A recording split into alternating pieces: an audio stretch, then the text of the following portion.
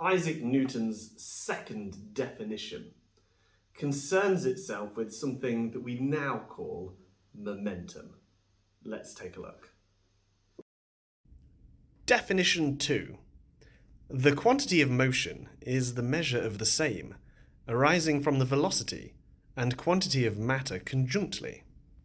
The motion of the whole is the sum of the motions of all the parts, and therefore, in a body double in quantity, with equal velocity, the motion is double. With twice the velocity, it is quadruple. So the language here requires a little bit of unpicking. He speaks of velocity, which is easily understood, but then he talks about the quantity of matter. Now, what I think he is referring to here, the quantity of matter, is what we now know of as mass. And he says that the quantity of motion is found from the velocity and mass conjunctly, which he means multiplied together. So the quantity of motion, as described in here, is the momentum. And then he describes a little test underneath. He describes how if the mass of an object was double and its velocity was double, then this quantity of motion, the momentum, would quadruple. So is there a way that we can test this? Is there a way, after all these years, that we could see if this basic assumption of physics is correct? Well, here we have some apparatus that might just be able to do that. What we're going to do is we're going to use this oasis, like what you put flowers in, and we're going to look at the impact marks that a small ball bearing will make on it when it hits it with different momentum. Now, what we can do is we can categorise the momentum of this object to start with by measuring the mass of the object, measuring the velocity of the object, and then seeing the imprint in here. Now, once we've done that, what we can then do is find an object of about the same size, but that has a completely different mass. And does that make an impression on here that corresponds to an equivalent momentum? So, for example, we can have something that is double the mass, making the impression of something that before, the object of half the mass, was when it was moving at twice the velocity. That would be an adequate test of Newton's second definition. So here we have a metal ball bearing and a glass marble. And what I want to just do is point out that these objects, they have about the same diameter. So this one is reading a diameter of about 1.4 centimetres. This one almost exactly the same, 1.4 centimetres. So they are the same in that regard. The mass of this ball bearing is 12 grams, and the mass of this marble is 4 grams. So actually, this metal ball bearing is 3 times more massive than this glass marble. Now what we're going to do is we're going to drop them from different heights onto Oasis. And what we should find is the imprint left in the Oasis will be equal when this one has fallen from a height so that its velocity is 3 times that of this one, so that they both have the same momentum. Now we can select different drop heights so that we get 3 times the velocity. So say, for example, the heavier ball we drop from a 0.5 meters, then we know through the Torricelli's formula, v squared equals u squared plus 2as, that the velocity that this would be is going to be 0 squared plus 2 times 9.81, there's a minus there, times by 0.5. And then we need to square root all of that. I think it's going to come out about 1.8, I would guess. So I get an answer here of a velocity of about 3.13. Now I want want to multiply this velocity by 3, and we get 9.39. So a velocity of 9.39 is the velocity that we would like the glass marble to have, so that it has the same momentum. So the velocity of the glass marble we want to be equal to 9.39 meters per second. Therefore, from what height should we drop it? So we know that 9.39 squared has got to be equal to 0 squared plus 2 times 9.81 times the height that we need to drop it from. So 9.39 squared divided by 2 times 9.81 will give us the height. So let's square this and divide by 2 times 9.81, and we get the new height, which is equal to 4.5 meters, so that it is going 3 times faster. So let's have a look and see whether this leaves impressions in the oasis that are the same. So if I take the heavier ball bearing, drop it from 0.5 meters, and then look at the impact, I'm then going to compare it to the lighter glass marble dropped from 4.5 meters and compare that impact. If I hold the tape measure like this, then I find that 50 centimeters is about here. I'm going to drop in 3, 2, 1. Aha! There you can see I've got an impact mark on this oasis. So I'm going to try it again at 4.5 meters. 4.5 meters.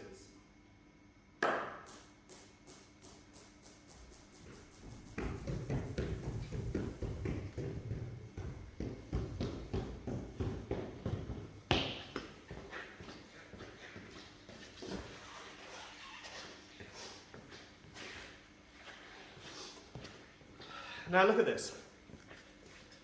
The one that fell from 4.5 meters has left a bigger imprint than the one that fell from 0.5 meters, despite the two objects having the same momentum. So why did it leave a bigger impression? Well, it's because the depth of the hole made by this isn't connected to momentum. It's connected to the kinetic energy. And this, even though it was travelling at 3 times the speed, it was containing more than 3 times the kinetic energy. So we have to go back to the blackboard. This ball. So this whole thing is flawed. The whole thing is flawed.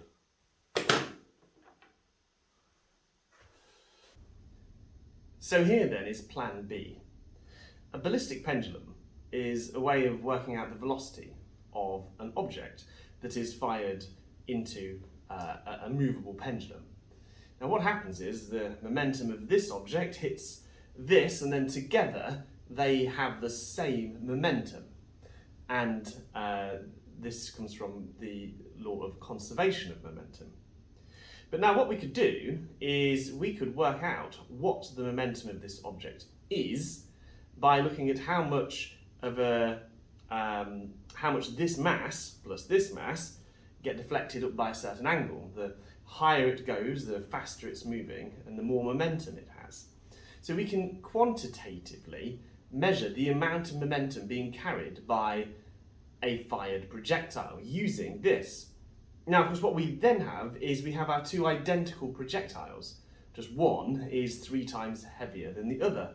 And what we're expecting to see is that the one that's 3 times heavier than the other is carrying 3 times as much momentum. So let's give it a go. So this is the heavier ball. Put it in. Send this all the way to the back. Okay. 3, 2, 1. Right. Now, what we're going to do is we'll release that ball, and we'll have a look to see if when we put the marble, which is 3 times lighter, into the same, it is going to be fired with the same velocity, but will this move out as far? If it's less momentum, it should not go as high, and this should not turn through as large an angle. Let's have a look. There you have it, fired at exactly the same speed, but carrying 1/3 of the momentum. Let's take some data and see whether or not Newton's definition is correct. So to get quantitative data, we need to take 3 measurements for each of these 2 projectiles. We need to know the mass of each one from before. We also need to know the velocity at which it is fired, and we can alter the velocity by firing it from these different points on the ballistic pendulum. Now the way we're going to ascertain the velocity is we're going to fire it vertically upwards, look at how high the projectile goes, and then from that we can measure exactly how fast it is leaving this barrel here. And then the third thing, of course, is the angle of deflection that this ballistic pendulum moves up to. So we'll take that data now.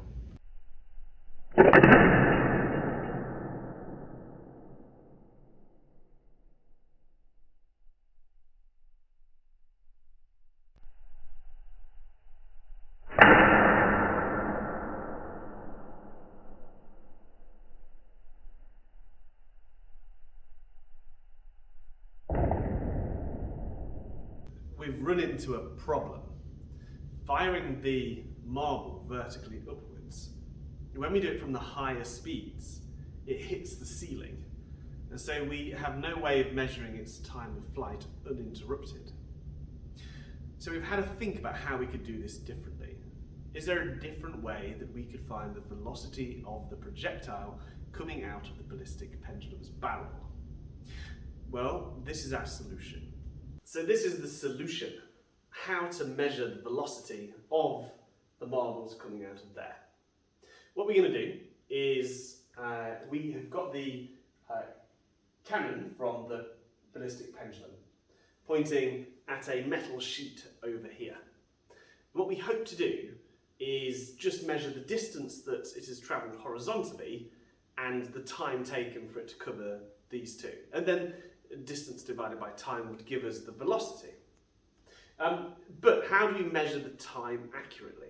So this is what we've done. We've got a trigger at the point when the ball bearing leaves the barrel and a trigger on here. And I want to take you through in slightly more detail so that you can set this up yourself. So first things first is we have this to measure when the ball bearing has passed out of the barrel of the gun.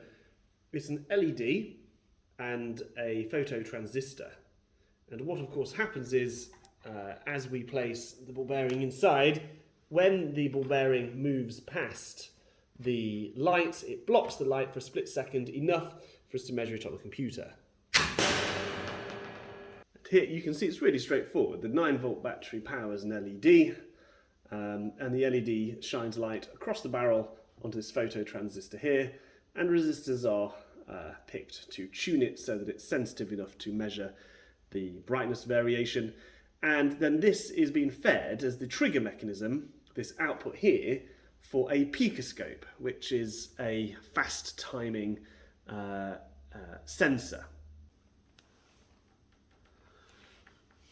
Right, so what I'm doing on the metal plate is I've glued a piezoelectric microphone, basically, to the metal plate, and I'm just now soldering connections to it that can also feed into the picoscope, so that when the ball hits this, it sends a sound wave very quickly through the metal, which is detected by the microphone and can act as the second trigger for ending the time interval over which this flight is measured.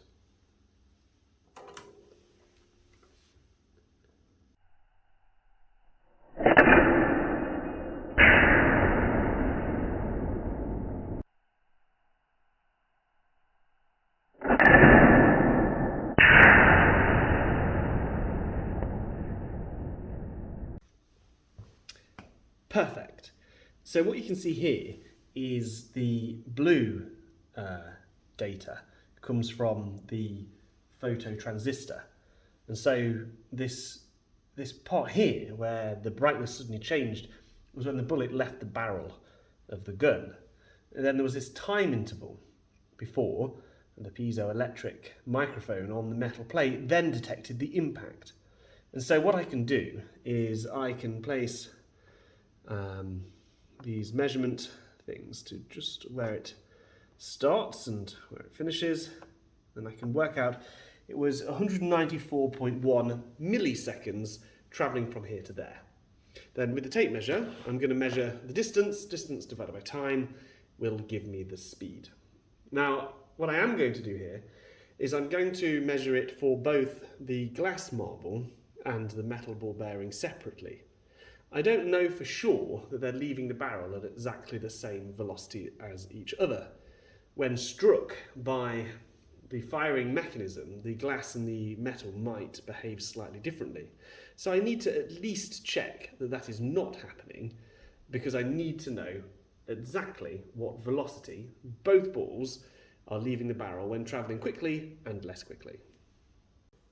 Now, we measured the distance and the time for both the heavy ball and the lighter ball because we were not confident that they were leaving the barrel at the same speed when both triggered from the fastest setting on the thing. And indeed it is the case that you can see that the actual lighter object was travelling faster. It covered the same distance in a shorter amount of time, both at high speed and at low speed, than the heavier one. Now, the only way to interpret this is due to Newton's second law, that the force acting on the ball to accelerate it actually accelerated the lighter object during the course of the contact to a greater velocity than the heavier object. It was more resistant to acceleration. So it does mean that this did leave the barrel at a different velocity to this one. But it doesn't matter, because we know the velocities, we know the masses, and we also know the momentum from the deflection. So now, let's compute this and actually test once and for all whether or not mass times velocity really does give momentum. So what we now need to do is we need to just have a little bit of a careful think about this.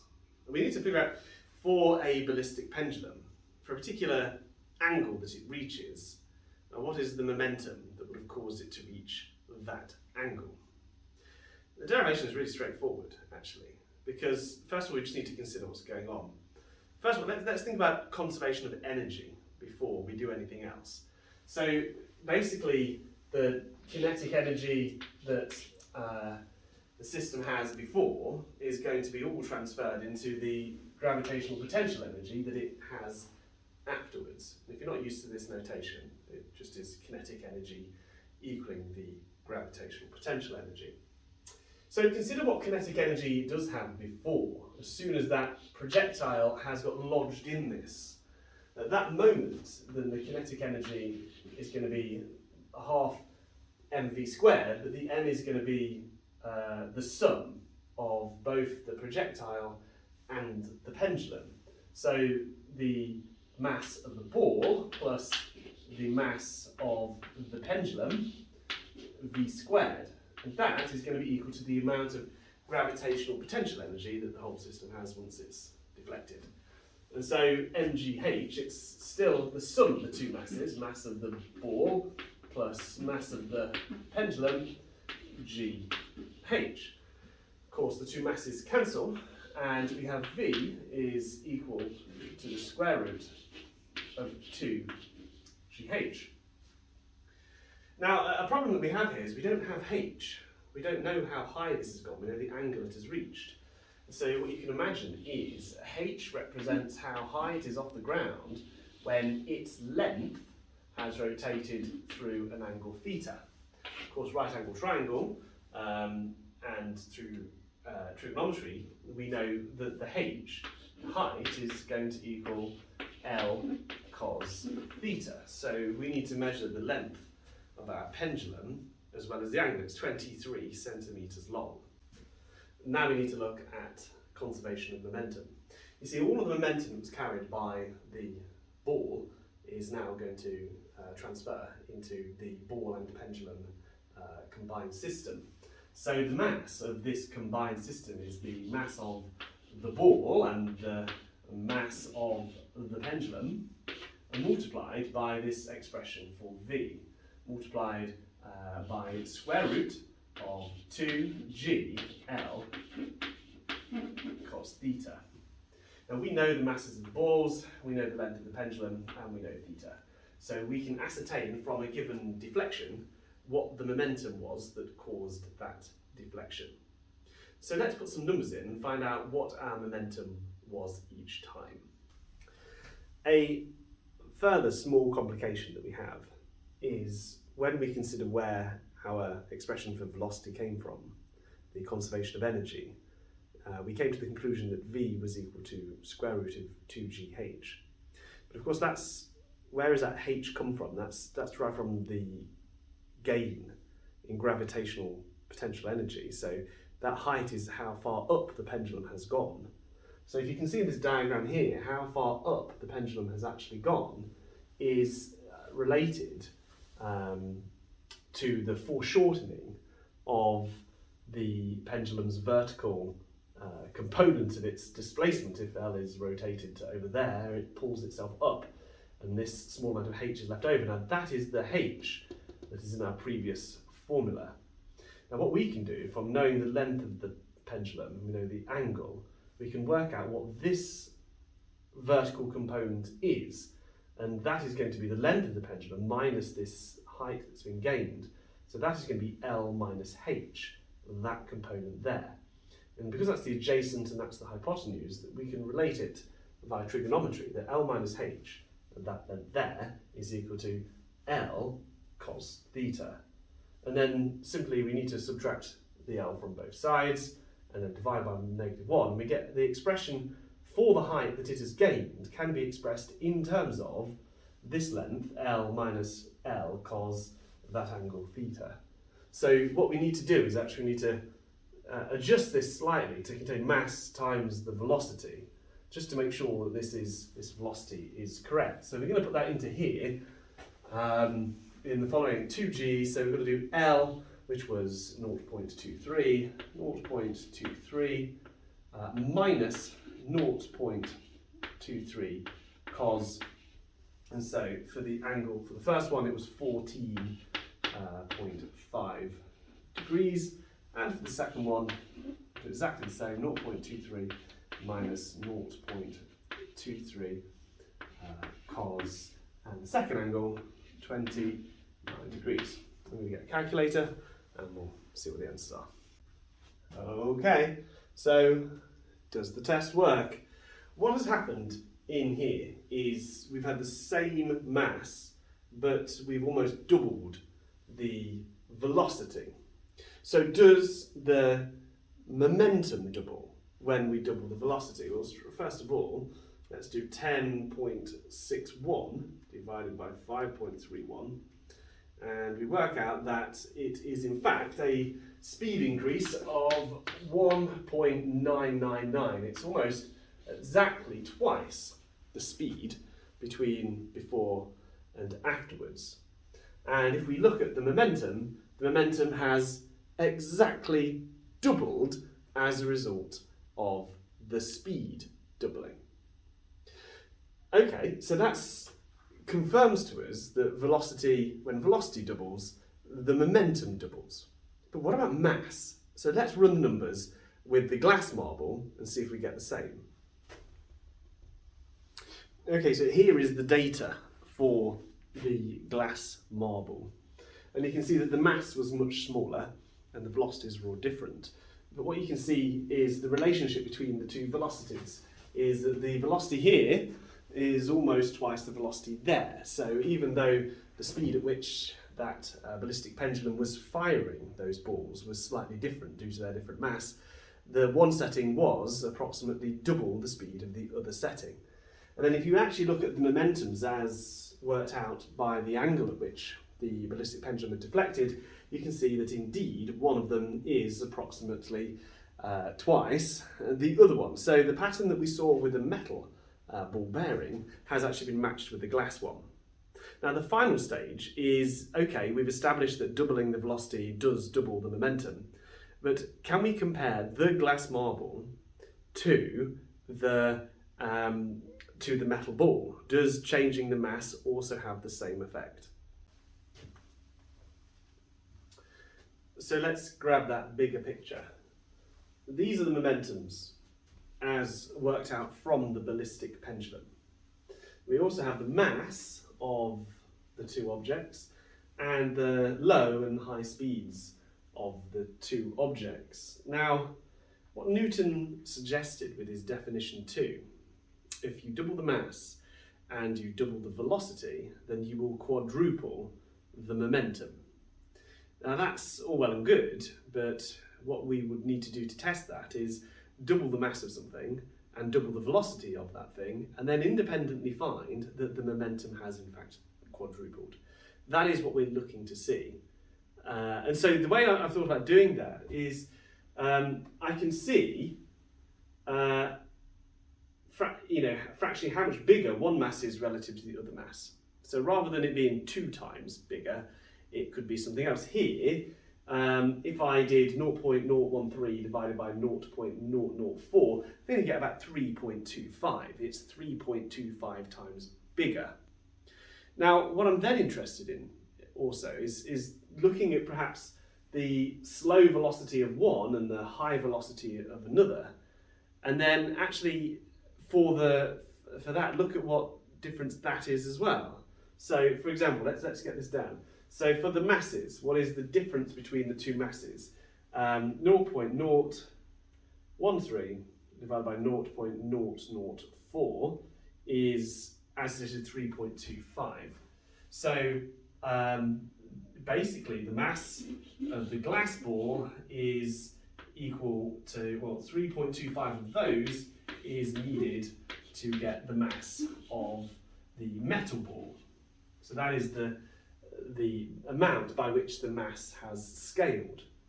So say, for instance, we are interested in the slow speed, the one that contributes the smallest momentum that we did at all, this value here, and we compared it to the highest momentum that we got at all, which was produced by this here.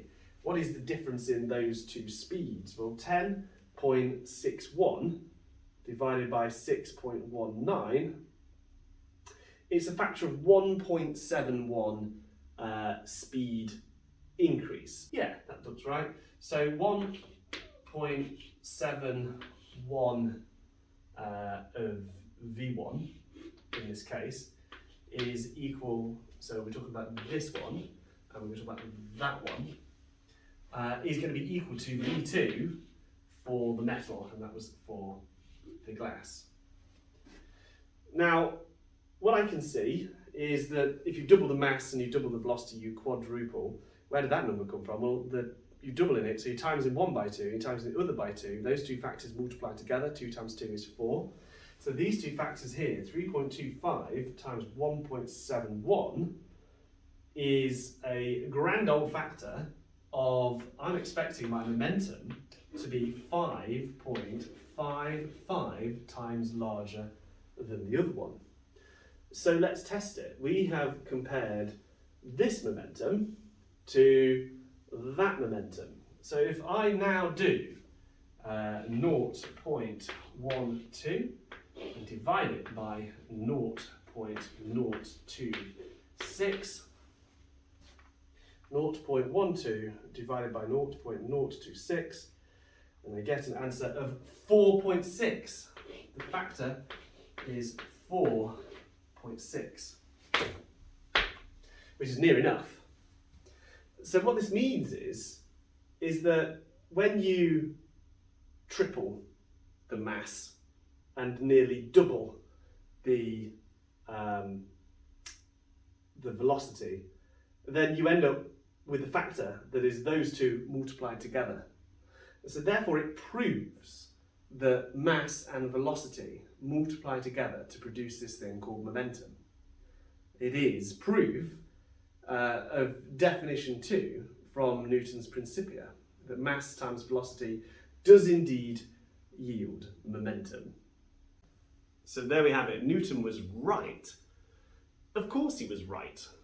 In fact, I think what most people watching this video would think is, well, isn't it obvious that he was right? Hasn't it been made obvious? Because every piece of physics that has derived from mv equals p has proven to fit and be correct. And that is, of course, true. We know it's true. We know it's correct. But it's interesting that Newton never offered proof. It's a definition. And so it has gone unproven all this time. It's just required careful thinking about an experiment that would demonstrate it. So in this, the very first demonstration of evidence that supports Newton's definition too, I'd very much like to thank wonderful technicians, Mr. Ferguson and Mr. Penn, who have helped with all of the practical parts of this experiment. Also, I'd like to thank the large number of pupils who have been involved firing marbles at metal sheets in order to collect the data. And of course, thank you to Uppingham School for the use of the facilities to do this bit of science.